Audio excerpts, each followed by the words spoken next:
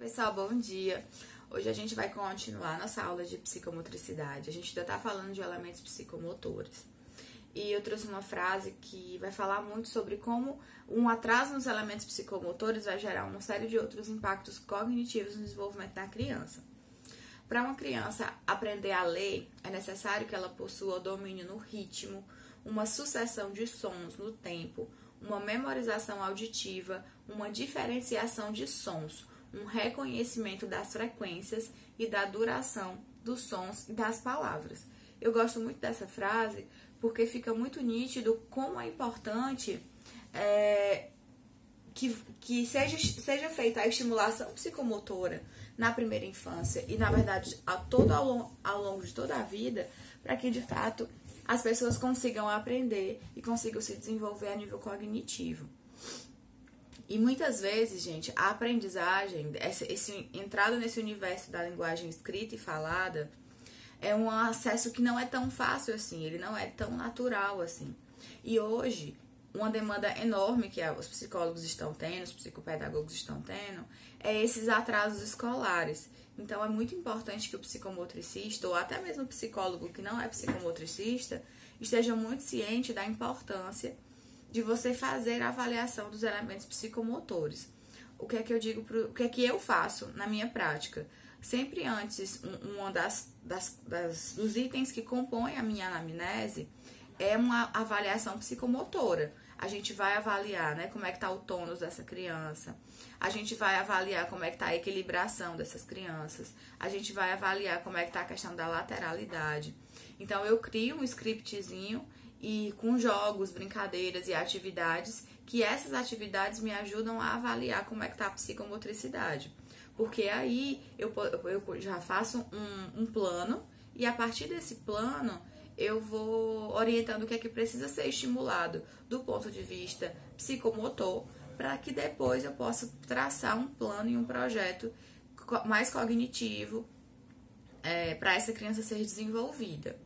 Hoje a gente vai falar sobre um autor. Vocês estão vendo essa foto aí, né? Esse autor, acredito eu que vocês já tenham estudado em algum momento aqui na psicologia, que é o Luria.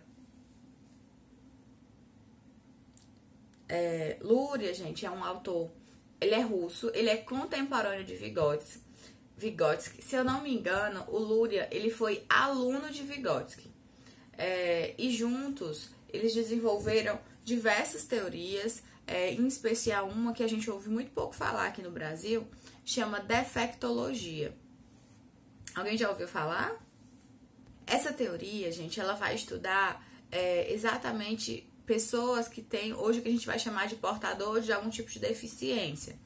O Luria e o Vygotsky são um dos primeiros autores a se debruçarem sobre essa temática com mais profundidade, e vocês já devem conhecer bem a teoria da ZPD do Vygotsky. Alguém pode me contar como é a teoria da ZPD? Então, pessoal, é o seguinte, com a atividade avaliativa para os próximos dias, eu queria muito que vocês fizessem para mim um pequeno resumo, acho que coisa de 2 parágrafos, me explicando o que é a ZPD, que é a teoria da zona de desenvolvimento proximal do Vygotsky, e como ela pode colaborar e como ela é importante para o desenvolvimento futuro da nossa concepção atual, para trabalhar as questões pertinentes às pessoas portadoras de necessidades especiais, certo?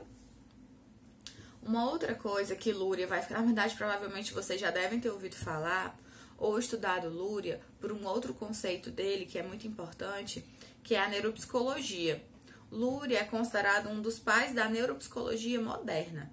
Ele é um dos primeiros autores que ele vai dar esse pontapé inicial nessa concepção do cérebro e das questões cognitivas e das questões relacionadas aos processos psicológicos básicos. Então, o Luria vai trazer toda esse novo olhar sobre o cérebro, todo esse novo olhar sobre essas funções, e ele vai trazer a teoria dos sistemas. Quando o Luria vai falar sobre os sistemas, o que vocês entendem quando a gente fala em sistema? Alguém quer fazer alguma pergunta?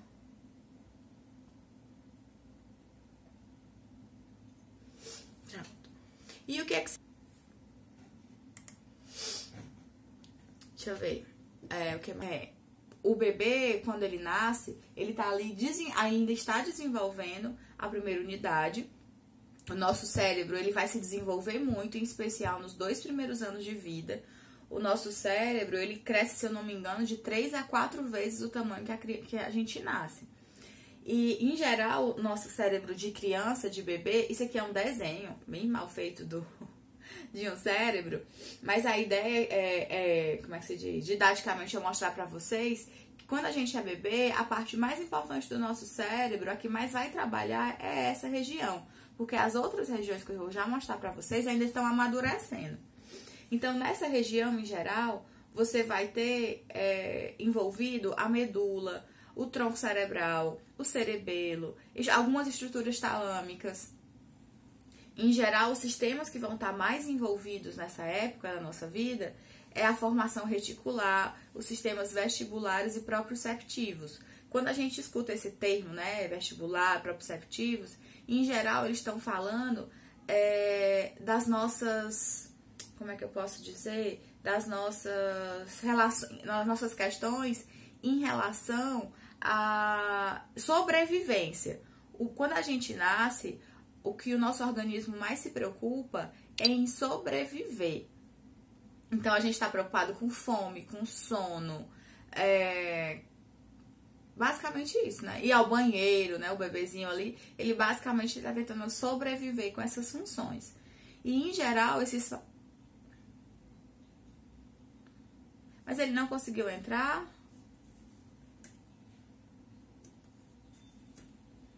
Tudo bem, diga a ele que...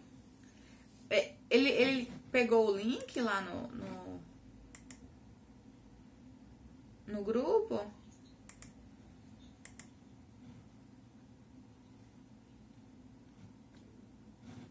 Olhar o que, meu amor?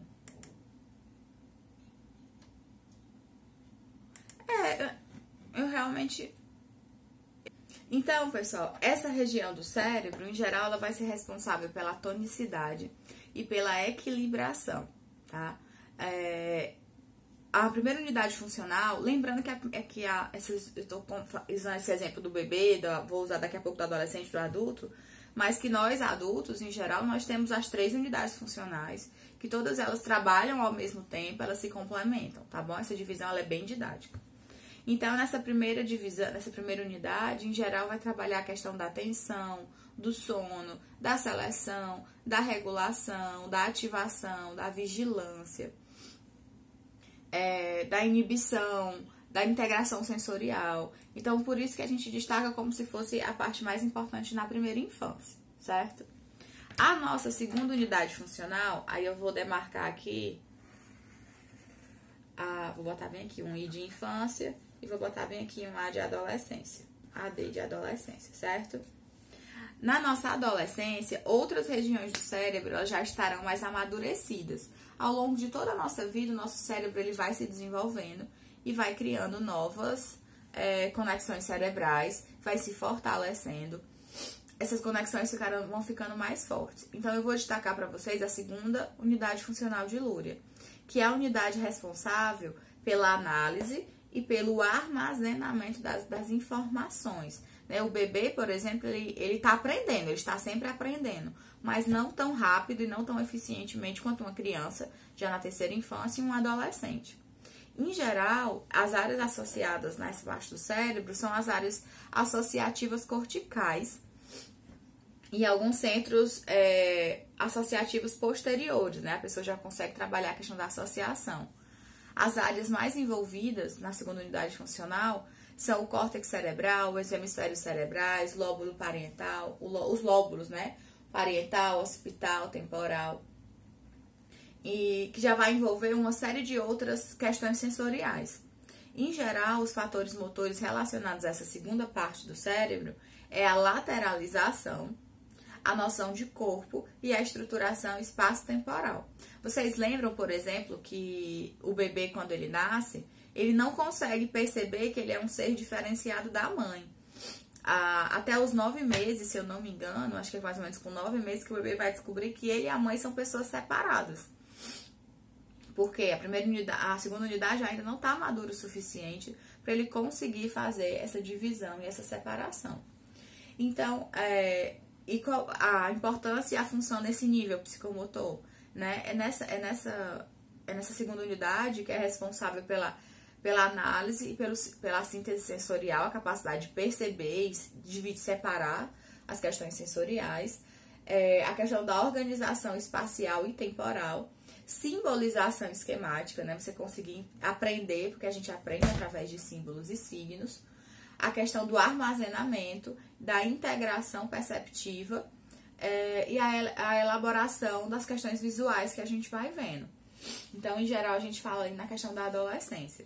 E, por fim, essa aqui é a partezinha da frente do nosso cérebro, que eu mais converso com vocês na aula. Quem assistiu o nosso evento sobre adolescência, eu falei bastante sobre essa terceira parte, que é a parte da frente do nosso cérebro, que teoricamente é a última parte que amadurece. A gente estima que as pessoas vão amadurecer ali por volta de 19 anos de idade, entre 19 e 21 anos. É quando o nosso cérebro chega na sua maturidade máxima. Lembrando que esse período ele é didático também, para algumas pessoas pode ser antes, para outras pessoas podem ser pouco depois. E, em geral, é nessa terceira unidade que a gente vai estar falando da programação, da regulação e do armazenamento de informações. Em geral, os sistemas envolvidos nessa área são os sistemas piramidais, os idiocinéticos, as áreas pré-frontais e os centros associativos.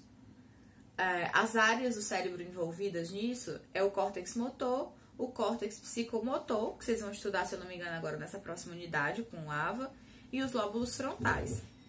E, em geral, essas áreas do cérebro são responsáveis pela apraxia global e apraxia global fina.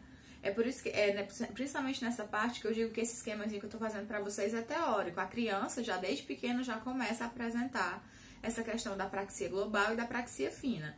No entanto, essa parte de programação, regulação e verificação da atividade é ela que só vai amadurecer ali já no finalzinho da adolescência. Então, em geral, essa programação, essa regulação, essa verificação das atividades, para você fazer a intensificação, o planejamento das coisas na nossa vida, a elaboração e a execução, fazem parte da terceira unidade funcional de Luria. Essa ideia de dividir em criança, adolescência, são uma fase esquemática, tá certo? Entendemos? Aí agora eu vou trazer para vocês um pouco mais sobre a questão da apraxia global, tá? A apraxia global diz respeito a toda a coordenação do nosso corpo. Ela é bem mais ampla e ela vai falar muito sobre a organização das atividades conscientes, né? Então, o nosso movimento como um todo, esse movimento que ele acontece de forma consciente. E esse movimento que ele é consciente, ao mesmo tempo ele é intencional, né? Então, quando eu pratico movimentos intencionais, com um objetivo e com uma finalidade. Em geral, esse processo de apraxia global, ele vai querer uma regulação e uma verificação. É por isso que a gente fala na terceira unidade funcional. Aí eu volto a falar dos bebês, por exemplo. Os bebezinhos pequenininhos. Vocês estão vendo por aí um memezinho que é um monte de bebê batendo na barriga uns nos outros? Dizendo, gente, quando voltar da quarentena, vocês já viram esse meme? Não? Vou mandar pra vocês, então. Nesse memezinho, você vai ver que os bebês eles estão tentando se abraçar. Eles não estão tentando bater a barriga uns nos outros. Mas quando eles vão tentar se abraçar, eles não conseguem passar da barriga, né? Esse movimento que a gente está chamando de regulação e verificação. Eles querem executar um movimento, existe uma intenção, mas como eu falei para vocês, essa terceira unidade funcional demora um pouco mais a se amadurecer e eles não conseguem executar o movimento. A gente vai ver muito isso de criancinha tentando se abraçar. Às vezes o menino quer se abraçar, vai remachucar o outro. Quem nunca viu uma criança tentando agarrar um gato, um cachorro e fazer maltratar o pobre do cachorro e do gato? Então é exatamente por isso, porque eles ainda não têm esse controle da apraxia global. Para finalizar a questão da apraxia global, Lembrando que para a gente se movimentar de forma eficiente, a gente tem que organizar nossas ações, tem que planejar as nossas ações. E as nossas ações motoras, ela tem muito de questões emocionais, ela tem muito de potencial de aprendizagem. Ontem, eu estava assistindo o Big Brother, por exemplo, e eu vi um rapaz que ele é ator. E eu adorei uma fala dele, que ele falou assim, que 70% da nossa comunicação, ela é corporal, ela não é verbal, né? Ele traz como se só 30% da nossa comunicação fosse de fato verbal. Então é muito importante a gente compreender que a forma como a nossa postura, a forma como a gente se comunica, a forma como o nosso corpo expressa, ele é muito importante para a comunicação. E para que isso ocorra de forma, digamos assim, de maior compreensão, é muito importante que a gente consiga organizar e coordenar os nossos movimentos, certo? E um outro modelo de praxia é a praxia fina. Lembrando que para ter praxia fina é necessário ter a praxia... para ter a praxia fina é importante que a gente tenha a praxia global. A praxia fina, ela vai falar um pouquinho sobre a exploração, manipulação e preensão de objetos. O exemplo que eu sempre dou é esse, né?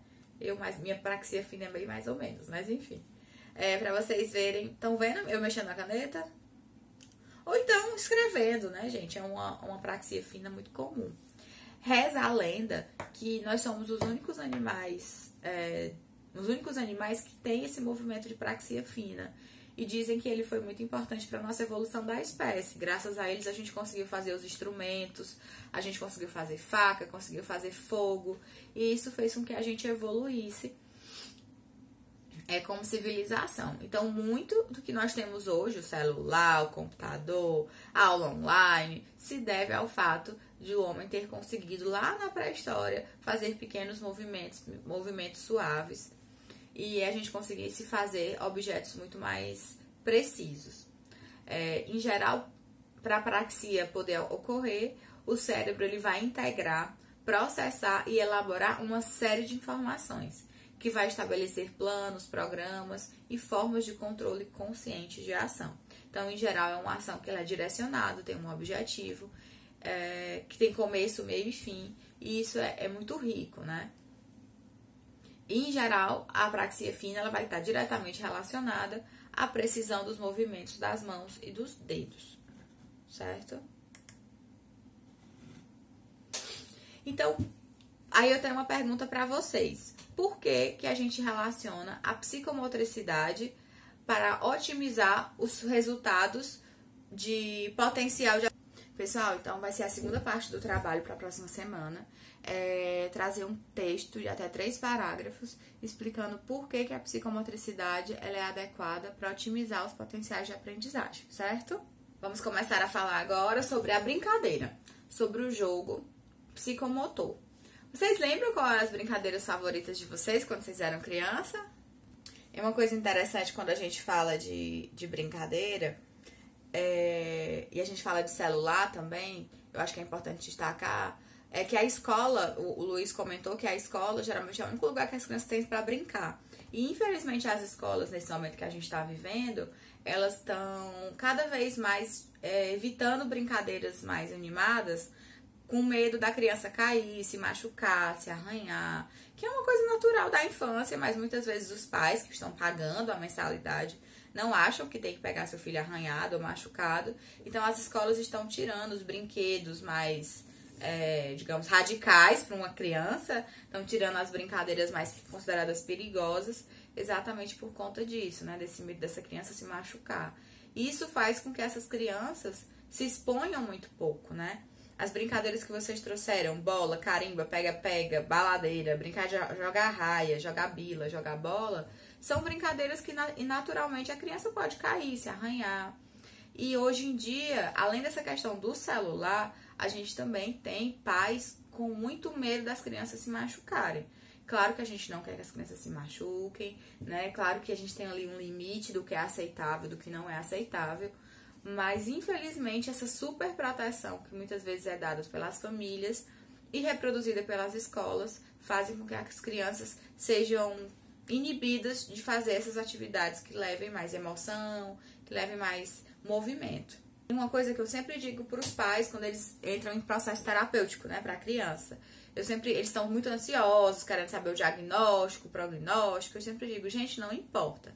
Vocês estão muito focados em ter um diagnóstico, mas a criança tendo transtorno ou não tendo transtorno, eu vou ter que tratar do mesmo jeito. Eu tenho um sujeito, esse sujeito está precisando de ser desenvolvido em determinada área e eu vou precisar tratar. Então, não importa se ele tem diagnóstico, se ele não tem diagnóstico, qual é a gravidade desse diagnóstico, a gente vai ter que tratar com seriedade, com a mesma seriedade. A gente vai ter que tratar com o mesmo comprometimento. A família vai ter que ser muito parceira da gente nesse processo. Então, claro que o diagnóstico ele é importante para a gente, né? Para nos orientar, para onde é que a gente vai, quais são as melhores possibilidades, ver, né, o que é que os nossos colegas estão fazendo, o que é que foi desenvolvido de tecnologia para tratar esse caso.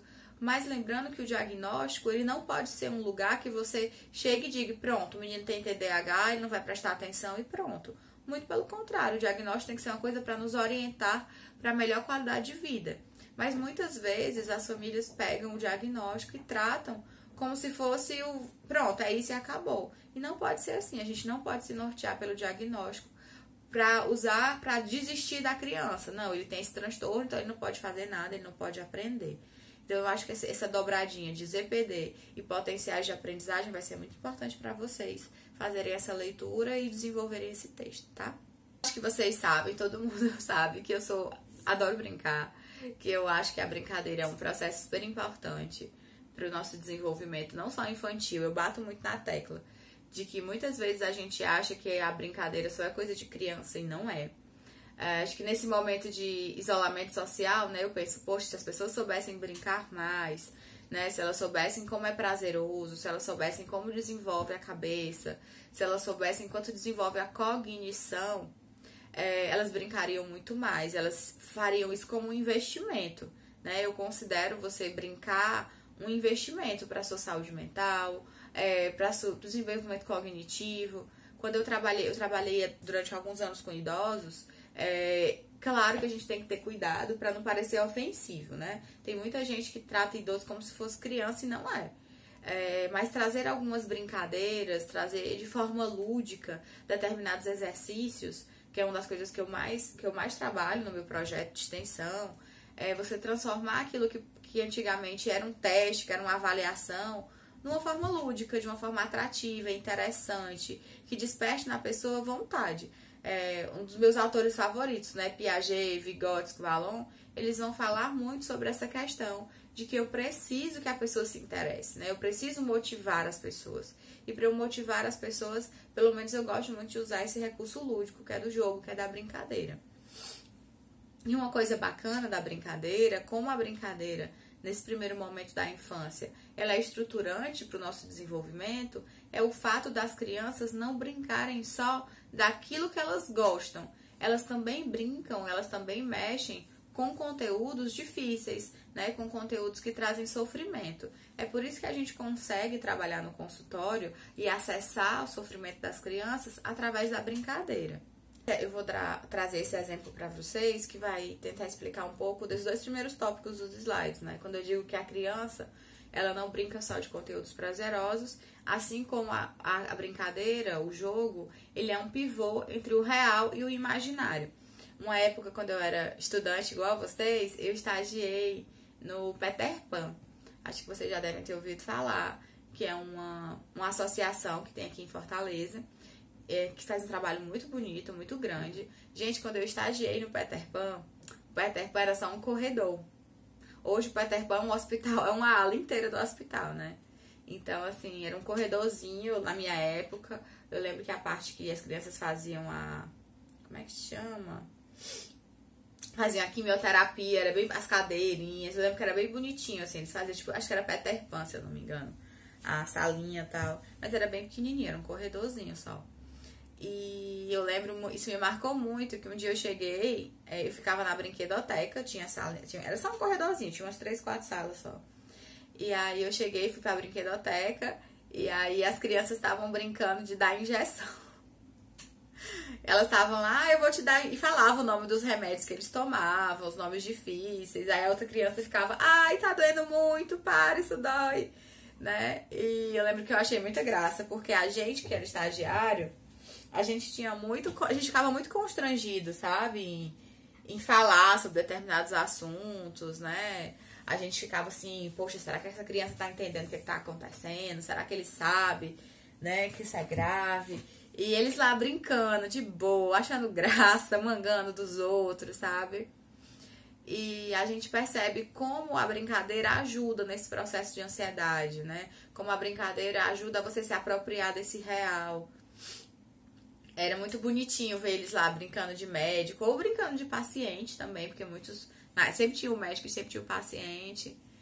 Então, isso mostra como a brincadeira, ela também tem a função de adaptar o sujeito à realidade, né? Então, é brincando que a gente consegue conversar com essa criança, é brincando que a gente consegue extrair dela as emoções, as sensações e até treiná-la para a realidade.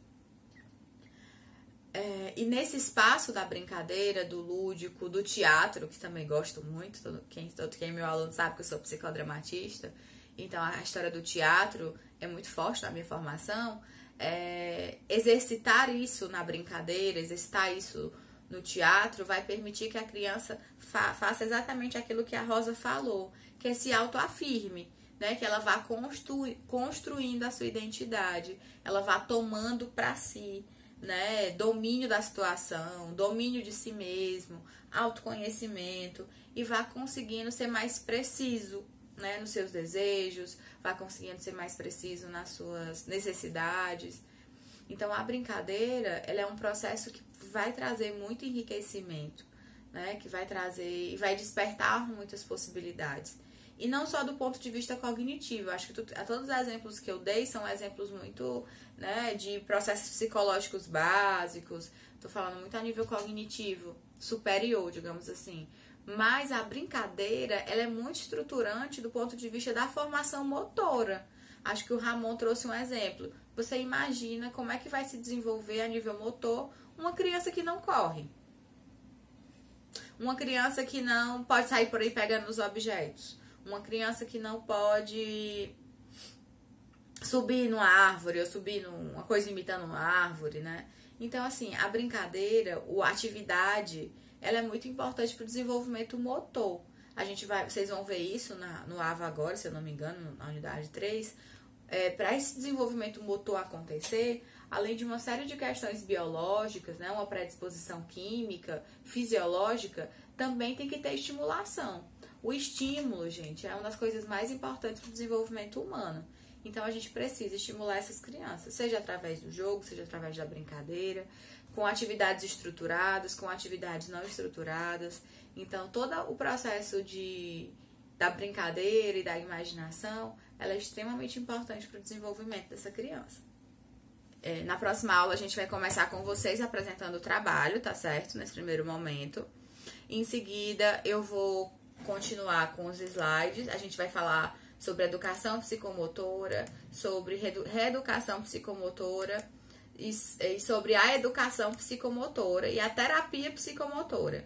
E aí, depois, eu trago os jogos para vocês dentro do processo de terapia psicomotora, tá certo? Vou até colocar aqui para fazer um slide a mais.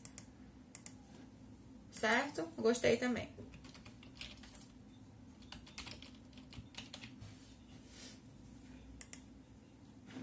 Pode ser, vocês apresentam pra mim, tá certo? Amanhã, amanhã, segunda-feira.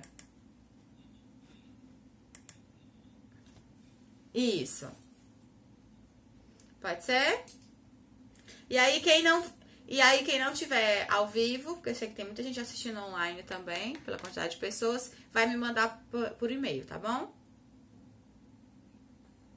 Então tá bom, gente. Pois uma ótima semana pra vocês. Foco. Já 9h30. Então, foco, né? Coragem. Continua. Falar de brincadeira, né? Mas a próxima aula vai ser bem legal também. Porque a gente vai entrar a gente vai entrar aço, coragem, né? Eu sei que essa situação não é muito agradável. Cuidado também com as informações, né? Que vocês estão recebendo. provavelmente a coisa não vai ficar muito positiva, então a gente tem que ter mais cuidado com o que a gente vai receber de informação. Continuem mantendo a rotina, eu sei que já fazem 3 semanas, vocês já devem estar mais cansados do que no começo, né? Então, assim, mantenham a rotina, tentem assistir as aulas no horário, né? Tentem ter um horáriozinho para estudar, como vocês sempre tinham. Tentem se mexer, né? Fazer atividade física é importante.